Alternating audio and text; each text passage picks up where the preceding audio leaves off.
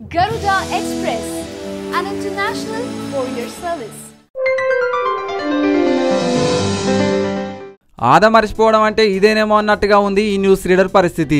సాధారణంగా news రీడర్లు bulletin చదివేటప్పుడు చాలా అప్రమత్తంగా ఉంటారు. ఒక వార్త చదివి కొంచెం విరామం ఇచ్చి మరో వార్త చదివే సమయంలో కదలకుండా మెదలకుండా అప్రమత్తంగా ఉంటారు. కానీ ఏబీసీ 24 ఛానల్లో న్యూస్ రీడర్గా పనిచేస్తున్న నటాషా ఏం చేసిందో చూస్తే ఆశ్చర్యపోవాల్సిందే.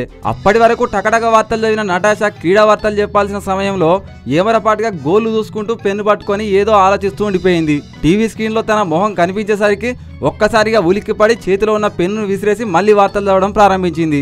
అప్పటికే ఆమె రియాక్షన్ టీవీలో ప్రసారం అయిపోవడంతో ఆ క్లిప్ ఇప్పుడు వైరల్ గా మారిపోయింది. ఈ వీడియో చూసి చాలా మంది న్యూస్ రీడర్లకు వచ్చి అసలైన పీడకల ఇదేనని కామెంట్ చేస్తున్నారు నెటిజన్లు.